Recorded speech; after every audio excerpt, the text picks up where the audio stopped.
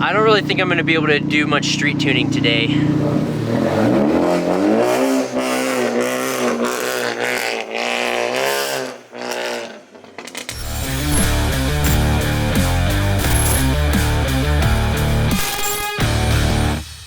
What's up guys, thanks for checking out another one of our YouTube videos. This one is gonna be a bit shorter.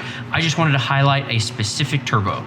This is the GEN-2 GTX-3071 from ATP Turbo, and I wanted to kind of show you what you can expect from this turbo and give you some options of how to get a little bit more out of it and choices to make when picking a turbo for your car. For this particular turbo, it is the internal wastegate version of the kit. The internal wastegate is definitely limiting us on this turbo.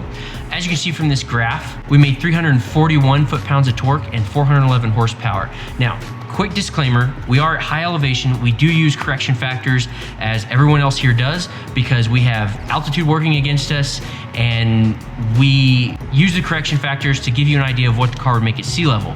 But correction factors do not account for fuel system limitations, and this car would not make 400 horsepower at sea level. It'd probably make about 370, 380 at sea level because you'd be running out of fuel. Now, without the correction factor, this car is actually only making about 340 to 350 wheel horsepower. And we can't really make any more because the internal wastegate's not allowing us to run more boost. We're sitting at about 22 to 23 PSI, and we are pretty much maxing out the wastegate. If you were to run an external wastegate on this turbo, you could definitely get more boost out of it. However, the downside to the internal wastegate turbo is that it only comes with the larger hot side, and as you can see, we're hitting the breakover for torque is right about 4,500 RPMs, but it kind of just has that nice little flat hump, and peak torque is just past 5,500 RPMs. So this would be a slower spooling turbo option. For you that are wanting to make a decision on which turbo to get, you can't have your cake and eat it too with this turbo. You just gotta buy the external wastegate only version of the turbo. It comes with a smaller hot side. I believe 0.63 is one of the options, and it's gonna spool a lot faster. As you can see from this other graph, this is from a car that I e-tuned out of El Paso.